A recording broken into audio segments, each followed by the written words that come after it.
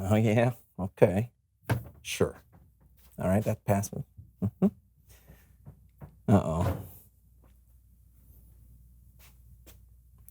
There's a window there? Yes! Shh! Uh-huh. Oh! Mr. Beauregard has weeds growing up around his mailbox. That's a violation. Uh-huh. Weeds.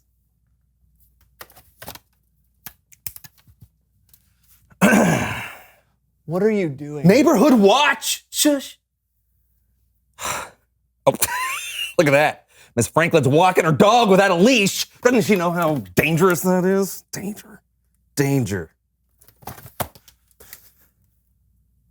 Oh, what? Longbeard Carl has mismatching flower pots?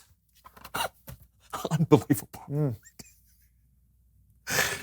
Okay. Who else? Is that squirrel trying to get into my yard? Oh boy, not on my watch! Now, squirrel. Hey, you look at me. You look at me right now. Hey, what are you doing? Get back. Oh, no, no, no, no.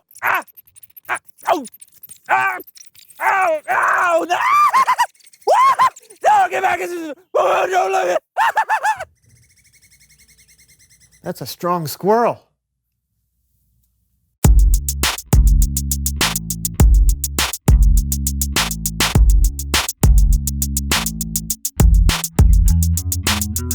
Hey everybody, I'm Brandon. I'm John. You're watching the SoAndSo Show. And John is watching his neighbors. I knew something fishy was going on. What do you see? Well, I see strangers, a moving van, people moving boxes in and out of the house next door. Sounds like you have some new neighbors moving in. New neighbors? Yep. What do I do? What do I do? This is a big deal. You could go meet them after we finish the show. Well, I can't just walk over there and talk to them. I have to bring something, do something, be a good neighbor. Sounds like you're putting a lot of pressure on yourself. No, I'm not. I just want to be a good neighbor. Oh.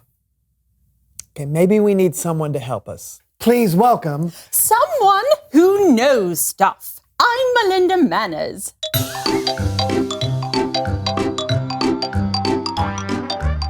I am an expert in all things proper and mannerly. Thank you, Melinda. Yeah. Oh, no, this is perfect because I need help trying to figure out how to welcome my new neighbors into the neighborhood. New neighbors? Yes. Oh, now, this is a big one. Yeah. I'll need to consult my great-great-grandmother's handwritten handbook, the Manners Book of Manners. See? What's in here? No. Let's see, maybe it's... there. No, it's not that. All the way to the... Okay. Here it is. My, there are endless things you could do to welcome your new neighbors. I suggest we start with the most difficult option. Wait, why would we start there? John, my dear, don't you see? Effort says you matter to me. Right. So, it's all here in the handbook. First, research. How many people are moving in? What are their likes, dislikes? Do they have any pets, kids, food allergies, unexpected fears? Well, those are all great questions. Questions for Neighborhood Watch. Isn't it rude to spy on your neighbors? Of course. Aren't you spying on them now? Oh, no. It's important to know the facts in order to do the very best acts. What do you see, John? Let's see. 1 adult, 3 children, 2 dogs. 1 soccer ball, 2 flower pots. Ooh, a very large bag of birdseed. Nice work, John. You know what this calls for. No idea. A welcome to the neighborhood flower pot. You have everything you need here to make a beautiful and thoughtful welcome to the neighborhood flower pot. You will each create your flower pot, and then you must be able to carry it around the room on your head. Why do we need to carry them on our head? Good posture, young man, is essential to a mannerly first impression. A bad first impression is as bad as sour milk. If you want to be impressive, walk as smooth as silk. Oh, okay. You have 5 minutes to decorate and go. We going? Yes, yes, you can just put the flowers in there.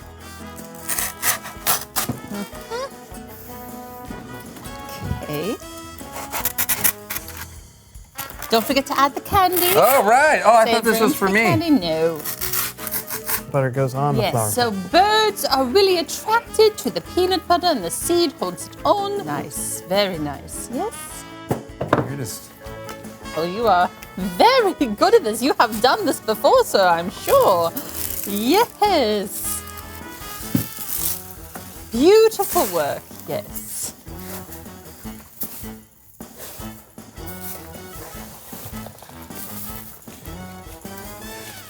Time.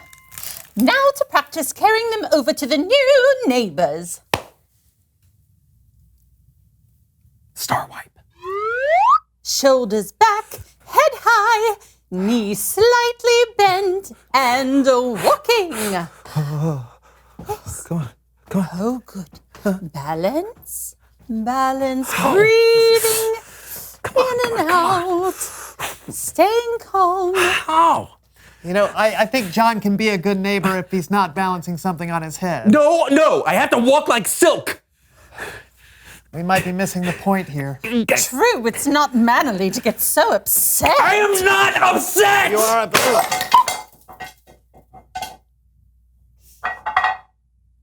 It's Bible story time with Kellen.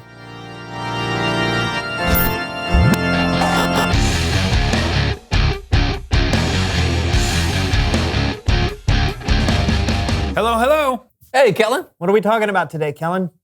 Great question. Today we're talking about a time that Jesus talked to a Samaritan woman at a well in Samaria. That's right. And what better way to learn about this historic moment than to hear from the woman herself? Hello? Hello, and welcome to Behind the Bible.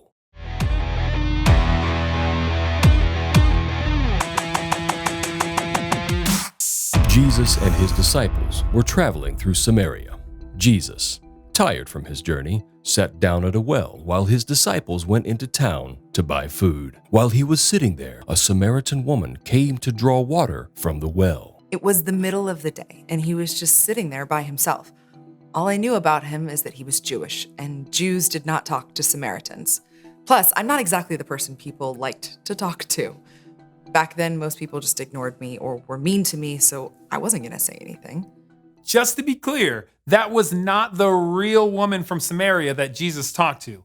This happened a long time ago before cameras were invented. I think the people watching already know that. I know, I just want to make sure. Can you let me do my job, please? Oh, sure. Jesus asked the woman if she would give him a drink. Of course I was surprised when he asked. I was surprised he was even talking to me.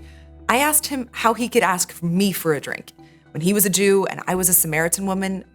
And he said, and I'll never forget this, he said, "You don't know who is asking you for a drink. If you did, you would have asked him. He would have given you living water." Sounds crazy, right? I mean, how could I ask him for a drink? He didn't even have anything to get water with. And who's ever heard of living water? Jesus told her, "Everyone who drinks the water from the well will get thirsty again. But whoever drinks the water I give will never get thirsty." When the woman asked Jesus for this living water, he told her to go get her husband. But Jesus knew that she had no husband. In fact, Jesus knew everything about her. that's right. I know. It blew my mind, you know? How could a stranger know all about my past? He knew all the mistakes I'd made, all my sins, but he was so kind about it. He wasn't embarrassed or mad or He just saw me for who I was and knew me. That's when I realized he was no ordinary man. Jesus told her the truth about himself, that he was the Messiah, the Savior of the world that the people had been waiting for. And that's when his disciples returned from getting food. Yeah, we were surprised to see him talking to a Samaritan woman, but we didn't say anything. Jesus was always surprising us with who he talked to. He cared about everybody. There wasn't a single person he thought of as not worth his time or attention. I guess we should all be like that, huh? When I found out I was talking to the Messiah, I could barely believe it. I left my water jar. Cannot believe I did that. And I ran into town just shouting at people, "Come see a man who told me everything I've ever done. Could this be the Messiah?" It was amazing. And I think people came to see him in part just because of how excited I was. They wanted to see for themselves what I was talking about. It was like the whole town came up to see Jesus. They begged him to stay with them, so we stayed there for 2 days. And so many people believed in him. They believed in Jesus as the Savior of the world. It was incredible. That day changed me. He changed me. I won't ever be the same again.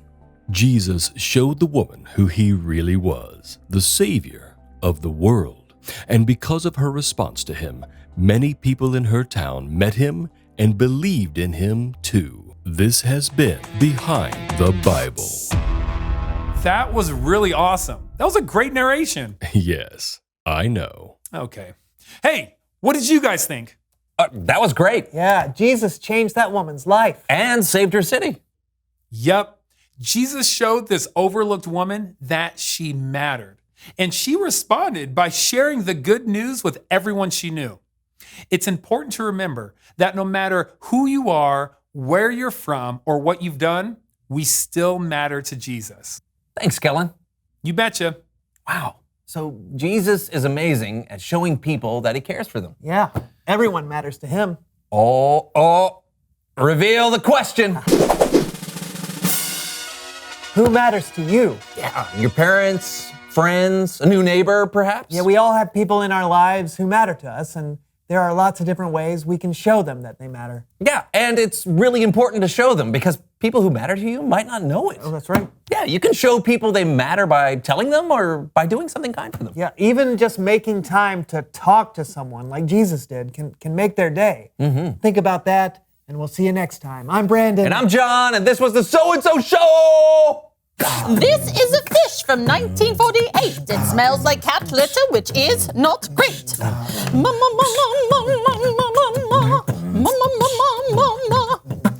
This is a dog bone halfway chewed. I don't have a dog, so this one's for you.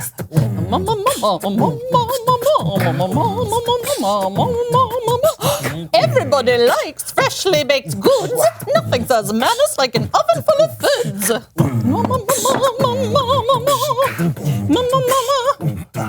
I've got the manners book of manners, the manners book of manners, the manners book of manners, book of manners, book of manners. Mama manners, mama